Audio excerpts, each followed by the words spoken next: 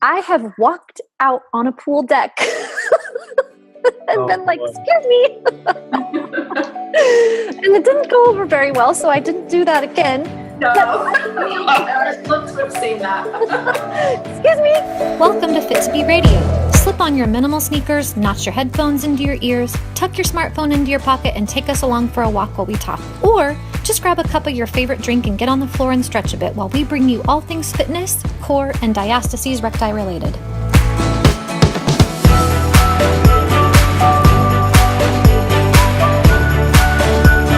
You guys ready? Yes. Yep. All right. Born ready. Born ready. I love that. I love your first one though, when you're like, I wish I could just say all those things. I know, that is so bad. Hey everybody, welcome to Fit2B Radio. My name is Chris Banky. I'm your host today. I'm here with Beth Learn. She's the CEO and founder of Fit2B Studio. She has a funny shirt that she's been playing with all through pre-show. So if you're listening to the podcast, you're going to need to get the video on our website and check that out. It's kind of funny. We also have an awesome guest with us, Christina Mroz. I said that right? Yeah, we talked about this and then I doubted myself. She is a senior trainer, senior yoga trainer with Holy Yoga. Super excited to talk to you today, Christina. Thank you for spending some time with us. Appreciate that. Mm-hmm. Yeah. Where are you? Where are you today? I live in Wisconsin. So I live right across the border from the Twin Cities. So really close to the Twin Cities, but in Wisconsin, a tiny little town called Somerset. Somerset. That sounds really nice, actually. Are you a Somerset native, or did you move there, or? I am a central Wisconsin native, so I've always lived in Wisconsin. We had a slight little detour to the other side of the river into Minnesota for 10 years, and now we're back on the correct side of the river, the Wisconsin side. But yeah, always been living in this area. Okay, and you apparently you love it there, at least on that side of the river. It's just a joke to the biking, Packer fans. There's a little bit of camaraderie there. Just a little bit. A little bit of healthy rivalry. Not a lot at all. Yeah. Well, that's awesome. So Beth, so how do you guys know each other? Because you guys are connected, and there's also there's the common of the yoga and the fitness, but how do you guys know each other? Oh, well, I have a distinct memory of pacing my backyard while on the phone with Christina. When we first connected, it was in the early days of Fit2B, and that was back when I was on a mission to make sure everybody was doing things diastases aware. And I encountered her and found out that she was doing some diastases aware yoga, and I wanted to talk to her because she was one of the first ones, and we had this nice little healthy debate about what's safe and how to breathe and all this on the phone. And it was just, I think we talked for like an hour and a half. And I think you were in the pool. I think you were in the car going somewhere. Yeah, I probably was going to a yoga retreat. I think that's probably where I was at. But I was early on in my journey of learning about what a diastasis was. And I was thinking I was at that crossroads where I was like, holy smokes, like what I have known for years doing fitness and doing yoga is, something's not clicking. And so I was trying to find really anybody who was kind of doing this thing with fitness and diastases and yoga, and trying to find out, what do you know, and how do you mesh the new information with what you've been taught before. And so I would just remember picking your brain, like asking you a ton of questions, because I was trying to figure it all out in my own head of how do I fix this for myself. And then how do I change my teaching? Because inevitably I did have to change my teaching. And so you kind of set me on my path of figuring this out and learning a little bit more and starting to really evaluate how I did everything from how I teach trainings to how I teach classes to how I instruct. Yeah, because you're upper level in Holy Yoga, right? Yeah, so yes. I teach a lot of their specialty trainings, and some of the biggest programs that I teach is our therapy program. So it's working one-on-one with clients, which obviously diastasis is one of the big, you work a lot with people who have that. And then I teach extensively the pre and postnatal training, and then yoga lattes, which is yoga and Pilates combination, and how do you do core work really well in yoga. Yeah. Okay, so you guys hit it off right away because of this common thing, and that was several years ago. I think like 7 years ago. 7 years Yeah, ago. I think I had just had my twins, so it was probably, and they're 7 now, so about 6 years ago or so. Okay. Wow. Yeah. So that's awesome. A lot has changed in the quote industry. Oh, yeah. A lot of education that's out there that wasn't out there before. So that's exciting. But I want to back up a little bit and learn a little bit more about this holy yoga, like holy yoga. Mhm. Like Yeah, so 'cause that's something fill that- me in on the whole holy yoga thing. What is it and your role Yeah. and how it all works and kind of give us some background. Yeah, totally. So I was one of the first people to get trained within Holy Yoga. I've always been a faith-based person and loved yoga. And there came an intersection where some of the things I was learning with yoga and some of the things in my faith didn't mesh. And so I was struggling a little bit of finding out where do I fit in the dynamics of the two, and came across Holy Yoga, which is faith-based yoga practice. Based upon the Bible, the Word of God. And so fell in love with it, got trained in it. I said was one of the very, very first people that actually got trained in it in 2016, 2017, and have been with the organization ever since. And when I came into Holy Yoga, I had a diverse specialty training background. So I came into as a lead trainer for a lot of different specialty programs, which is what I still do today. So Holy Yoga is yoga, and it's just taking the Word of God and the principles of the Bible and meshing the two together in a very holistic practice. So we know yoga is mind, body, spirit. Unfortunately, in some classes, they've really dissected everything out, and it's just the physical. And so we're about bringing back everything together, integrating everything back together in this picture of health and wellness, mind, body, and spirit.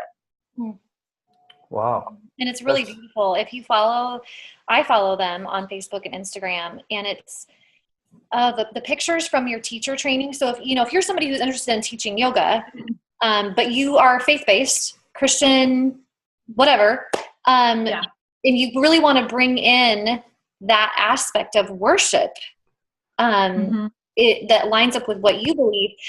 Oh my goodness. I mean, it's beautiful, beautiful trainings, beautiful work that's being done there. And it's got this diocese awareness component thanks to Christina and her research and her work.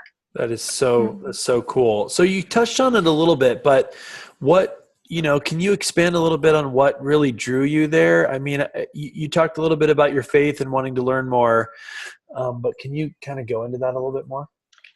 Yeah, for me, my crossroads was really getting into some theology that didn't make sense to me at the time. And now I understand things differently, can really see that God is in all things and Jesus is on all things and all teachings. But there's some backgrounds of yoga that talk about yamas and nimiyamas and sutras and different things. And as I was studying them, I was like, okay, some of these seem weird to me. Like I can't understand how they mesh. And so I didn't want to jeopardize my faith base or compromise my faith practice and what I believed by doing yoga. And so I went on a search and then found Holy Yoga, which meshed the two together in this really beautiful way that I can authentically be who I am in Christ, can still be the believer that I am, but I'm just taking the Word of God as my yamas and nimiyamas, as my sutras, as those things. I'm using that as the basis of who I am. And the reality is a lot of them are the same. Love. Like love is an underlying principle of yoga, right? Love is also an underlying principle of the Word of God too. So they're principles that are very much so intersected. I just choose to look towards the Word of God for my intentions, my meditation, the spiritual component of my yoga practice. Right. Yeah. And just for people who are listening, yamas and niyamas are restraints and non-restraints. And I may have mixed up how I rephrased those, but it's essentially about self-control and how you treat yourself and how you treat those around you.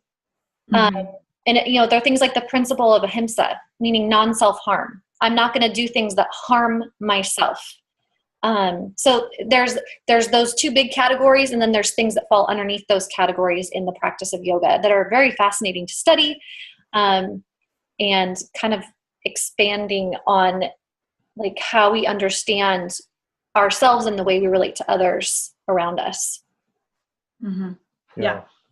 So when you guys connected 6-7 years ago, where were you with your Holy Yoga journey? Were you just getting involved with them, or were you kind of far No, along? I'm kind of the same place I am now. I was leading lots of specialty training. So the same thing, trainer, was just learning about diastases. And so because I am a senior trainer, and you realize that some of the things that you've learned previously might be a little bit different, you then have to rewrite your manuals, right? You have to rewrite your content. You have to change your content differently, which is why, again, I connected with Bethany was to learn about, okay, what are the new things that I need to come in, and maybe what are some of the old things that need to kind of move out in the team. Right. Yeah, it's a stressful time. And I remember being in that same place. It's like, you either have to poop or get off the pot. Put it crassly. It's like, you have to decide if you're going to do this or not do it.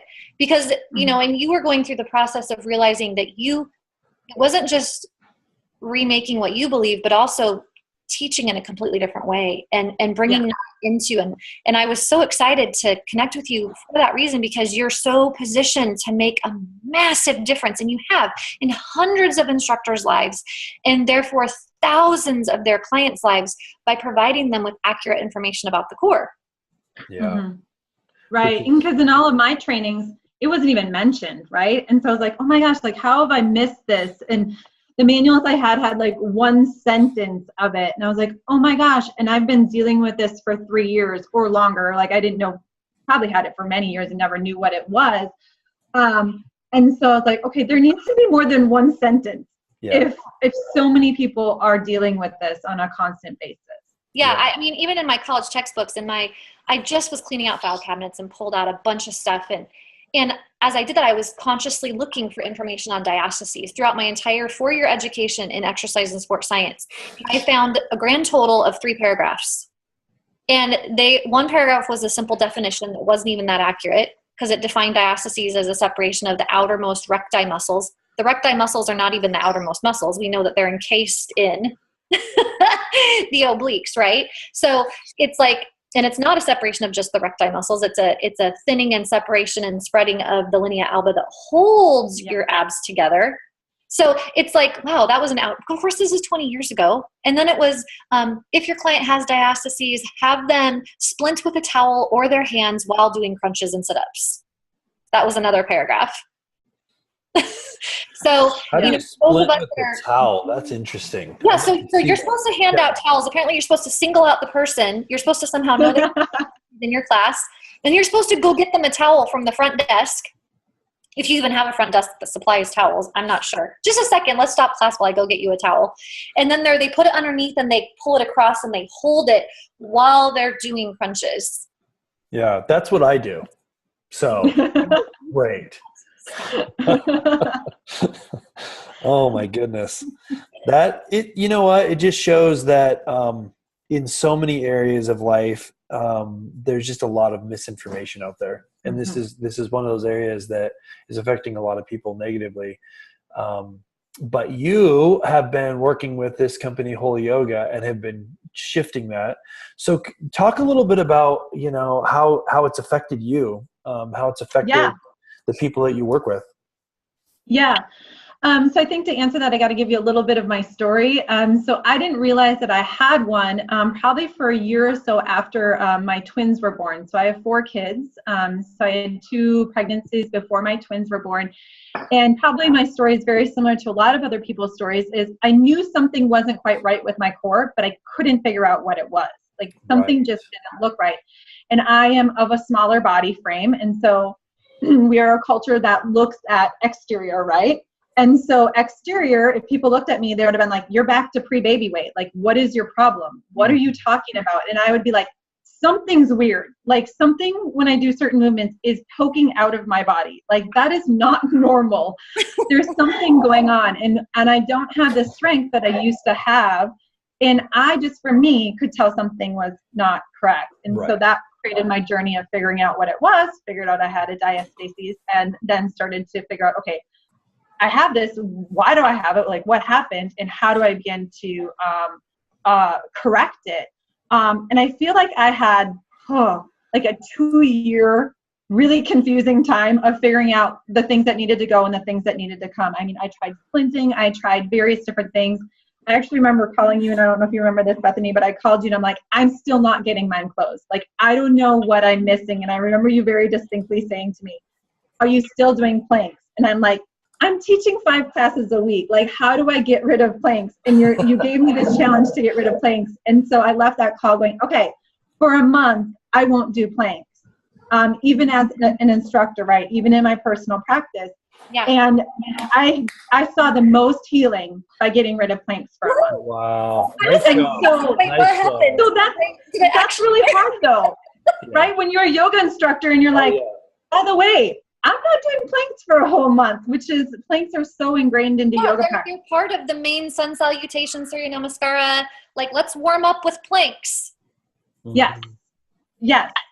And so I had this like 2 years of just rethinking how you move, totally rethinking how you move. So how you move differently in your yoga practice, how you move differently in life, everything of how you redo movement, and also getting out of the mindset of core work is only crunches and sit-ups. Yeah. Which is probably why your textbook only said that, because that has been such a mindset, is you can only train the core through crunches and sit-ups. Right. No, there's a million other ways you can train the core that has nothing to do with crunches and sit-ups. And so I started to take the awareness, the understanding, really what I'm learning about my own body, and then translate that into curriculum. How do we change curriculum to support and no longer continue to perpetuate? It's sit-ups and crunches that are core strength, but it's alignment. It's how you move, moving smartly, moving wisely, and getting into some new science, new movement patterns, and get rid of the old concepts that aren't serving our bodies well at this point in time. Right. I have a friend who is in the military, and he just redid his, he's in the National Guard, and he just had to take his test again. And he's like, hey, Beth, look, I told them they shouldn't make me do sit-ups. They made me do them anyways. I don't know. They just didn't listen to me. And I'm like, I'm sorry, dude. But you know what? More and more people are saying it. Eventually it's going to get through. But yeah, still military testing. And so because military testing is push-ups and sit-ups, then the presidential physical fitness test, which feeds into that and it mirrors that, is those things. Mm-hmm. And I think it's going to be a long time before we see, and as long as our kids are being taught that in schools. Oh yeah. It's going to take a while. It's going to be a long thing, which makes me, ponder the question to you. How hard has it been to shift?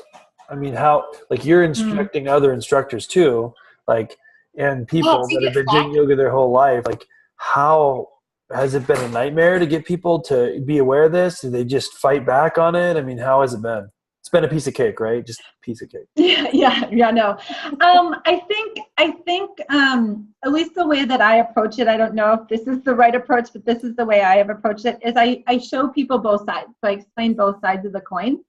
Right. And as we know, there is body intuition. At least I believe in body intuition, where the body will know what is best for us. It's whether we listen to those signals or not. So food is a great one.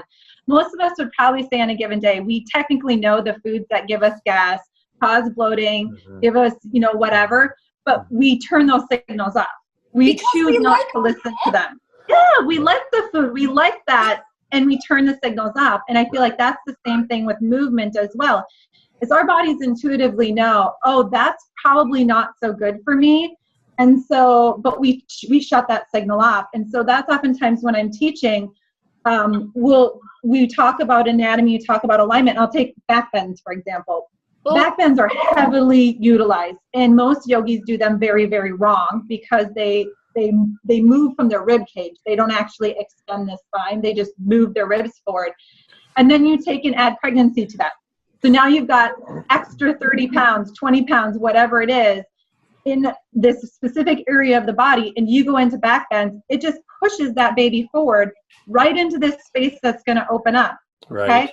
And so we talk through, the anatomy, we talk through alignment, we talk through biomechanics, we feel what alignment is, what good alignment is in our body, and then we feel what bad alignment is in our body. And then we just have a discussion and I say, what makes sense within your body? What makes sense? Does it make sense to be doing wheel pose, which is a huge back bend, when you're 20 weeks pregnant, 30 weeks pregnant? Like, does it make sense to be pushing that mass, that baby forward up into abdominal muscles that are being stretched to allow for the baby to grow?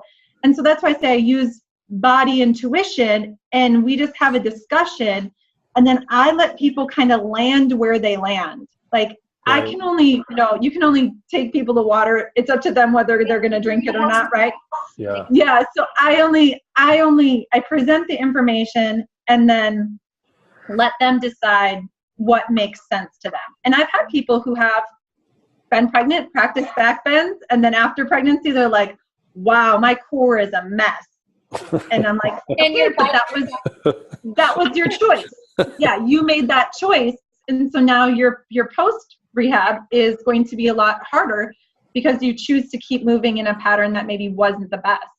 Yeah. We talked with Brianna Battles when we did an episode on CrossFit, and she's like, we say listen to your body, but unless we're teaching people how to listen and what those signals are, and teaching them truly how to tune in for certain seasons and reminding them that pregnancy is temporary, but postpartum is forever,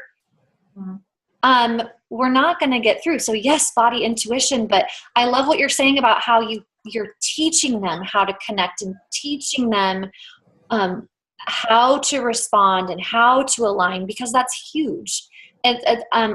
Locally, I've been part of this chunk of a yoga teacher training that's in a city nearby, and I do it once a year where I go in and I teach the diastases, recti, and pelvic organ ramifications for yoga.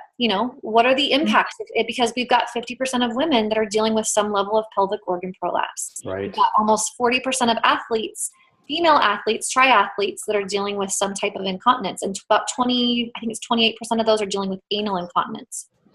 So it's like, and probably a lot of them are doing yoga on the side to stretch everything. So if yoga is making things worse, not better, what's the point? Right. Right. Do you find that it's becoming easier for people to, I guess, adopt this more appropriate way of doing movements? Or is it's just same old hard, difficult battle you're fighting?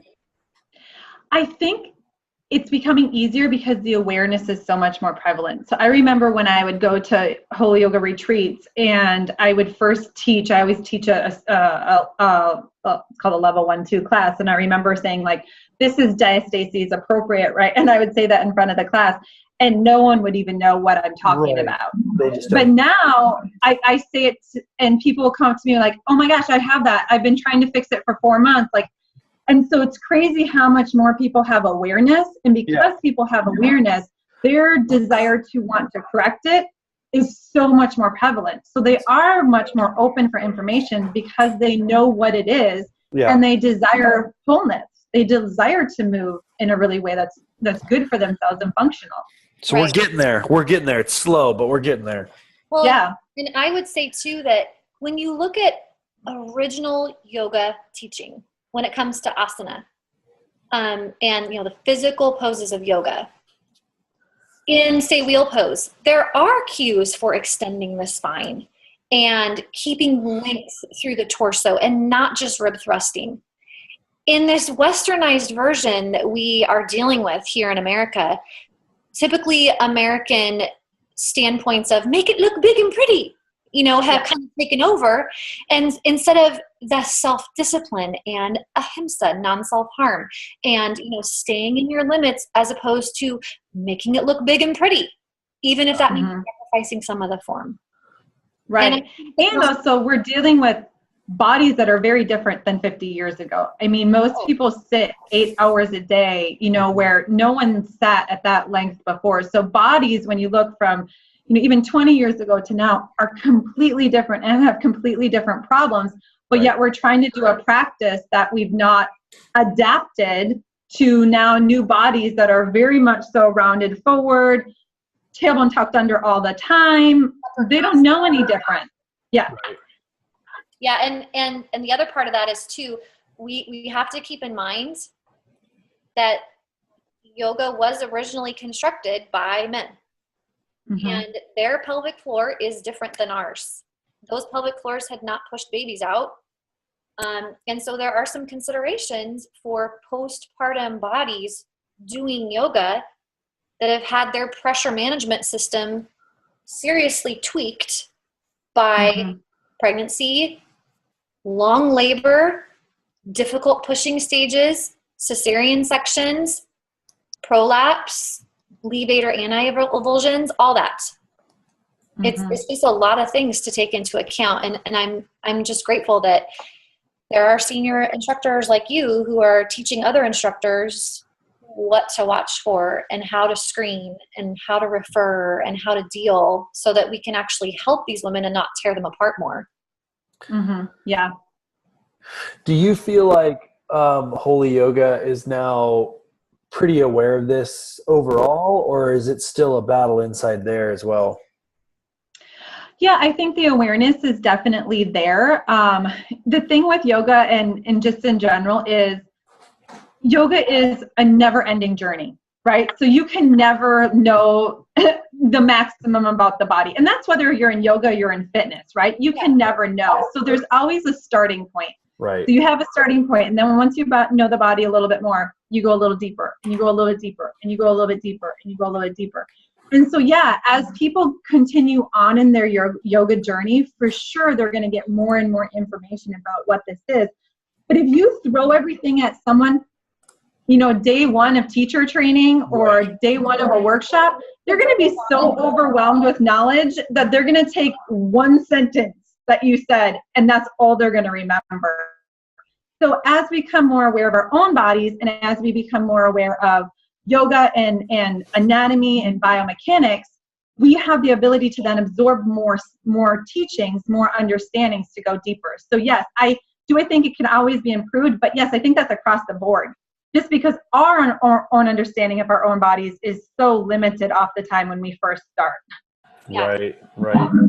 Well, and you know, and as we encounter things in our own bodies, like what happened with my neck last year, I learned a whole lot more about my neck and neck positions in yoga and neck positions in weightlifting that I didn't know before. And it's improved my teaching as I've grafted all that back in. You know, I love the saying that we know what we know until we know better. So true. Yeah. That's so true. So we've talked a lot about like the physical side and the movements and how they affect it and things like that. But what about the emotional side? Can you talk about the emotional side of it? Because there's often an unrecognized emotional piece. Totally. So one of the things that I did in my healing journey of a diastasis is that I saw a Maya abdominal massage therapist. And so I worked with someone a couple times. I can't remember exactly how many times that I met with them. And this was after I had my twins. And just a little caveat, I don't want to get into the full story of my twins, but my twins were born at home, unassisted. My midwife did not make it. And my husband and I are one of these freak people who didn't know that we were having a second child until that baby literally came out. So we had 2 children, and then we were going to do a home birth for third. Midwife didn't make it. I delivered my first child, and then my husband thought he was delivering a placenta and delivers another baby. And so there's a whole lot that goes on with that. There's a whole lot of trauma that goes on with that when you think you're getting 1 child and you end up having 2 of them. And I distinctly remember when I was working with this Maya abdominal massage therapist, she said to me, she goes, I want you to visualize a quilt or someone knitting a blanket where the threads are being intertwined together. where they're really intricate, they're coming together, and it's being woven together, and it's closing it and bringing it together. She goes, I want you to imagine that about your womb and about your diastases. And I started weeping because after my twins were born, my husband very quickly and I very quickly said, you're getting a vasectomy. We had wanted to do that after baby number 2, but we were going to do natural family planning, which did not work clearly in our case. And so my husband went in to get a vasectomy. And when he went in, the doctor looked at him and goes, you're crazy. You're not even 30 years old. And he looked at him and goes, my wife and I have 4 kids under the age of 5. We cannot do with any more children. And he goes, okay. But it was a very quick decision, one that we're okay with. And to this point, I'm okay with. But there's a grieving process, right? There's a grieving process when you no longer decide to have children. And I realized when she was saying that, I was like, oh my gosh, I've never grieved. I've never grieved the fact that we decided to not have any more children. And I've never really fully processed the whole traumatic experience of my twins being born. And so that picture has always stuck with me of this weaving together, of this closing off. And for me, the spiritual side was, God had said, you're done. And could I take that on as, could I accept God's will for my life? Could I accept God's will for bringing me 2 extra children into my life that I didn't know about? And could I be okay with God's will for me that my husband and I were no longer having any children? And so that's where the spiritual, emotional come into it, right? Where I, yes, was doing all the physical things right, but I also needed to address those things because they're very much deep and intertwined in who I was. And I needed to process both of those situations before I could move forward in my healing. Yeah, and that's such a common thing that we filmed a grief routine on Fit2B because while your story is unique in the surprise, that's cool story. It is not unique in the sense of women that don't have closure, and that they haven't closed mentally and spiritually over something. And it could be many things, many things. And it is literally holding them open physically and mentally and spiritually and emotionally and environmentally. What they have surrounded themselves with is keeping them open to further trauma, to further stimuli that are continuing, that it just continues a circle. It continues to hold them open. Right.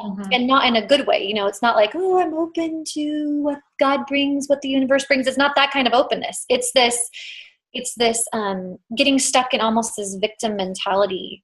Lack of closure. Processed. They haven't. And so that routine is, touching as we're moving. I had a mama in my class, last week, who we were doing shoulder work, and she was choking up. And after class, I pulled her aside and I said, how are your shoulders? And she choked up again. And she's like, oh, I just had some serious injuries there. And I said, is it painful? And she goes, no, it's just, whenever I do this open motion, I just have so much emotion. I said, have you done the grief routine? And she said, I did it for my belly. And I said, I want you to do it for your shoulders. I want you to touch your shoulders. And then I said, I think I'm going to do it for my neck. As I was talking to her, I was thinking, wait, I've never done this for my neck and processed what occurred here. It's huge. And when we're living in that state of non-closure and stress, our cortisol levels are higher. We don't sleep as well. We don't eat as well. We just don't take as good care of ourselves. There's so many things. And I also want to say too that there's, at least for me, there's a component with your spouse too. So post-pregnancy, your body does not look the same. At least mine did not. It doesn't feel the same. And I had some problems with, I've always had problems with cystocele, so drop of the vaginal wall. And so at least me as a woman, there's certain things that you think about yourself and about your sexual relationship with your husband and how is that dynamics. And so then you start to close yourself off and you make yourself unavailable to your husband because you have this whole inner dialogue going in your head that you've not given words to, you've not spoken to your husband about at all, but you've created all of this stuff, right? And so part of that too is realizing that there might be things externally, like with people around you, that you just need to also deal with emotionally and spiritually. And so finally I came to a point where I was like, okay, I just need to tell my husband about the crazy things that are going on in my head. And one of them was, during sex, is things different for you now? And he looks at me, he goes, no. And I'm like, are you kidding me? I've been carrying around for 6 months thinking that this is not the same as it used to be, thinking that it's not as desirable, it's not as pleasurable. I've been dealing with this for 6 months, only in my head. And like, had I had the guts to go to my husband beforehand and have this conversation of him to say no, and even if he would have said yes, at least I could have stopped playing the stuff in my head. Right. And we could have had an open conversation about how we move forward as a couple, how we still create intimacy in a way that works for both of us, but not dealing with hiding it or feeling shameful about something that wasn't even, in my case, realistic. Like, I was carrying on things that weren't even realistic. Yeah. So there's that component of too, as relationally dealing with emotions that might be affecting, other people in your household, whether you realize they're affecting them or not. Yeah. And I feel like that brings us so nicely, and yet difficultly, that's not a word, but that's the only thing I have. Word now, difficultly. I'm going to start using it the rest of the day. To this place of, where does the spiritual aspect come into it? And I have noticed again how when people are moving and when they move certain parts that are attached to trauma, and there's this emotional release, there's a spiritual release, and that can be a moment for deep letting go, deep processing. And have you experienced that? And how do you see that yoga can be an avenue for spiritual processing and worship? Yeah, totally. So, I mean, me personally, my mat is the place where I've done a lot of my healing. When I came face to face with dealing with God's desire for me to have twins, I bawled for 45 minutes on my mat, like just sobbed and wept and had a few choice words with the Lord about his desire for my path. But that's where I processed a lot of my emotions. And I know a lot of people have done it too. It becomes your safe space where you can fully be who you need to be. You can let down your guards and you can begin to allow healing to happen. Whether we believe the body traps emotions or not, there is a lot of evidence that says it does. There's a lot of things when you start to talk with people and start to work with people, it just happens. Like, people can say, oh my gosh, yes, that movement, and I remember this memory when I do certain things. Like, there's a lot of things that as we start to untap the body truly does hold memories. It totally does hold experiences and emotions. And so movement is a great way to process those things, is to get those things out and to provide healing and wholeness. I think the movements may look different for some people. I mean, my method is yoga that I use for it, or maybe going for a hike. Other people, it might be, extreme strength training to get out whatever that is. It can come in different forms, but definitely movement has a way for us tapping into those spaces that we're holding on to things and we may not even know that we are. Mm-hmm. Mm-hmm. I'm over here taking notes so I can make sure that I get these amazing little nuggets into the show notes because we've covered so much deep ground. I mean, goodness, we've talked about the military, we've talked about diastases and prolapses, and our mat as a safe place. I love that. Is beautiful. Within this small little area where I am moving and I am breathing. My favorite is face down, child's pose. It always feels like a place where I can analyze my priorities, and face down. It's a very worshipful position. It's also, it feels like a very prone. It's a very prone position. My bum is exposed to whoever's behind me. And all of those feelings and sensations, they kind of all crash in on me, but in a good way when I'm there. Yeah. Oh, so cool. You said some very, very good things. Thanks. Yeah, we covered a lot. Thank you for that. Nice job. Nice job. Well, thank you for spending time with us today. This has been my pleasure. You never know, I didn't know a lot about Holy Yoga, so you never know what you're going to get with a name like Holy Yoga. So it's very cool. So thank you for spending time with us. Where can people find you other than doing a Google search for Holy Yoga? Yeah, the best place to find me is actually on Holy Yoga's website right now. So holyyoga.net. And checking out some of our trainings. We have something called Holy Yoga TV.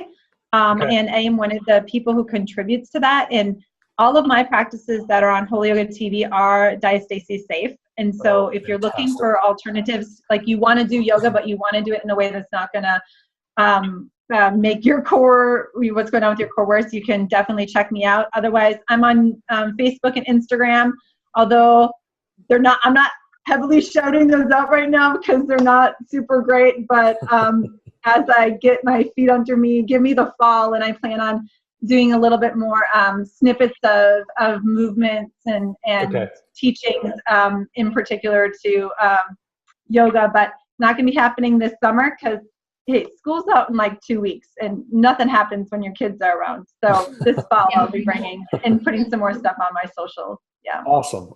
We'll put that stuff in the show notes as well too. And if you want, Christina, she is a contributor to our Experts in Diastasis course. And she has the yoga lesson, and there is a full flow in there that she has given us a video, and we display that in that lesson.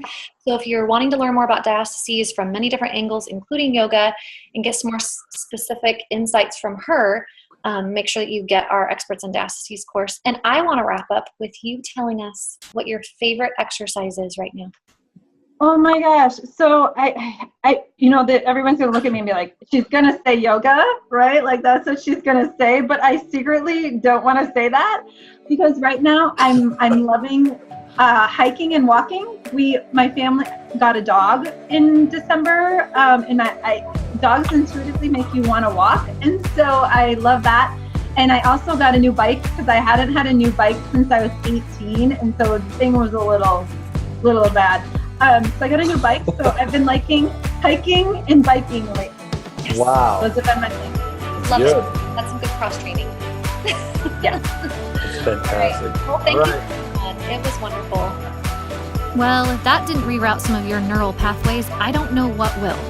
Now, be sure to follow us on Instagram at Fit2B Studio, on Twitter at Fit2B, and on Facebook via Fit2B Tummy Safe Fitness. And subscribe to this podcast so you get them when they first release.